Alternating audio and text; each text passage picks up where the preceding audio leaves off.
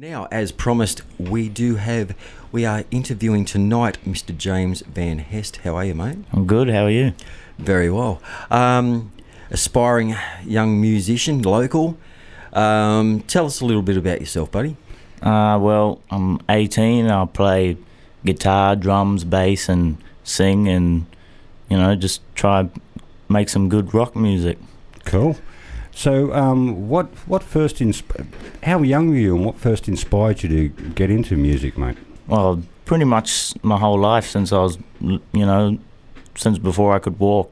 It's just my mum would always play a lot of AC/DC and all of that, so... Mm-hmm. Well done, Mum. Okay. Bon Scott or Brian Johnson? Which one? Oh, both. Both? Both, yeah. Is Angus? Yeah. Angus is always there, yeah. So yeah. I don't know, Angus or Malcolm? Which one's Angus is in the school suit. Yeah. But the rhythm of Malcolm or the free-flowing lead of Angus? Well... Or the balance between the two? Probably the balance. Yes. Like, definitely Angus's energy, but then, Malcolm's, solidness. Yeah, solid background. Yeah. Good stuff. And which instrument did you pick up first, mate? Drums. Cool. Awesome. So, what did you actually have a drum kit, or you just popped some bands, or? I had one of those little kids' drum kits at the start, and then Mum got me a second-hand kit, and I just taught myself how to play on there, and then got a better one, and then that's the one I got now. So that's pretty impressive from Mum, because I've known a lot of drummers over the years, and I've met a lot of drummers' mothers as well. And boy, they really get pushed to the limit, mate. Drummers' mothers, and drummers' neighbours as well. Very true. They're always a bit of a concern. Yeah, no, I've seen a video of James dressed up as Angus Young in the schoolboy outfit, and mate, the energy and wow, I watched it all the way to the end, and I couldn't take my eyes off him, mate. It was a fantastic video. All right, so you got the headbanging thing happening. Oh yeah, definitely. He's got it all. You got the go on the floor and spin around in a circle. Oh yeah. You can see that. Yeah. Okay, cool. Will you use a wireless guitar for that, or you just work your way around the chord? I have a little wireless thing, but when I'm playing, some people think that I'm faking it even when I have a lead, so I thought more people would probably think I'm faking it if I had the wireless in, so I just work around the lead. Okay. And was it a Gibson SG or? It's an Epiphone SG. Yeah. So. Okay. And so how many X's have you got, man? I've got two main ones. I got the Epiphone SG, and then I have a Malcolm Young signature guitar as well. Whoa. Which is definitely the best investment ever. Yeah, well that's what Harry Vander said when he gave Malcolm that guitar. He said that is the best investment I've ever made in my life. Yeah. And so... Oh, Dave, sorry, you said axe. Just a little bit of useless trivia. Yes. Where'd the term calling guitars axes come from? I don't know. I've always done it. No, I know you have.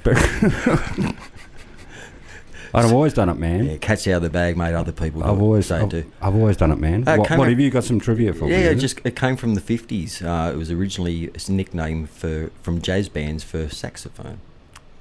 I'm talking about guitars. Sax, axe, yeah, and then guitarists pinched it somewhere along the line. Oh, okay. Far out, man. Yeah. Do you know where man came from? Jazz musicians in the 40s, predominantly Negroes, got called boy all the time. Oh, yeah. So they started calling each other man. Yeah. But back to James. Okay. And, mate, you say you're playing bass, keyboards, drums. What have you got, man? What's your favourite? Which your favourite?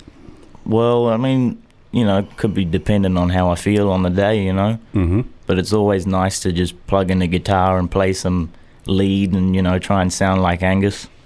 Yeah, lead's definitely probably a lot more fun. But what other gear have you got from the drums and just bass world? Just the drums, the two guitars and a bass.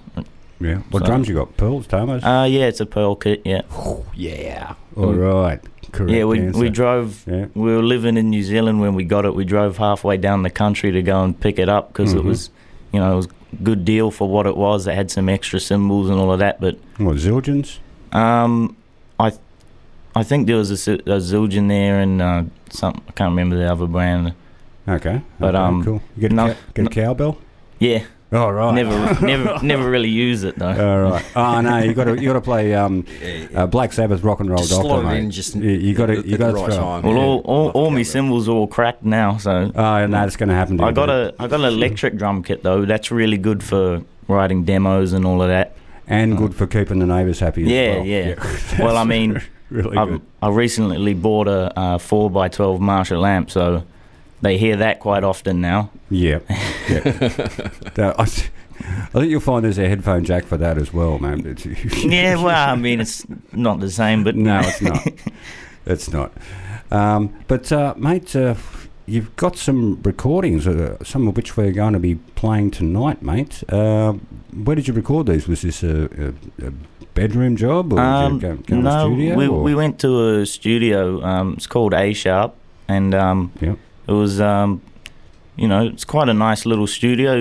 It's probably not the best for a full band, but since I'm only one person doing the whole thing, so we just went there. I did all the demos in my bedroom, so right, and then we went there and just laid it all down there, really. So for studio recording, did you use a electronic drum kit with samples, or did you actually use a proper drum kit? They had a drum kit there that we used, so it sounds, like a real kit. And that would save the 1.5 hours to set up the drum kit problem, which happens in recording studios. Yeah, and that'll save you a couple of $100 right there. Absolutely. Okay. We're talking off air. You like to, well, one, when you're allowed, and two, when there's a crowd, to busk. Yes, that's right. Yeah, down at Circular Quay, etc. Yeah.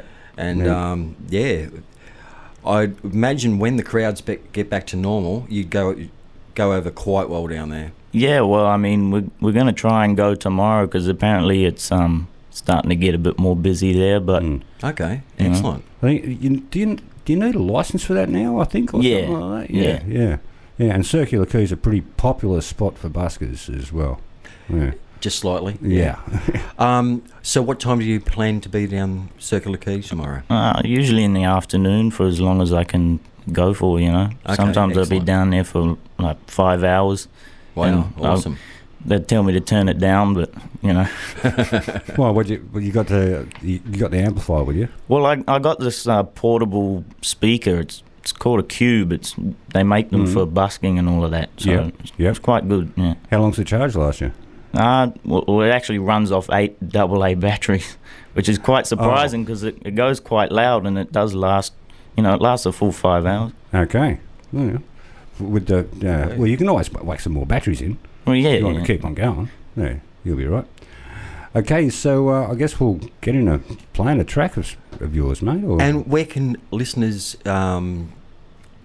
catch you, James? Just on any music platform, whichever one they want to use. It's pretty much on everything. So okay. Well, Albie will spell the name out for anyone who wants to check him out a little bit more. James Van Hest, Hest.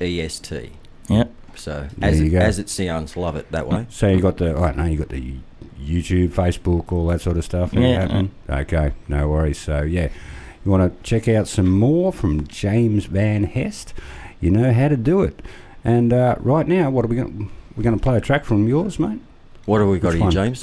This one's called Fire in Your Eyes.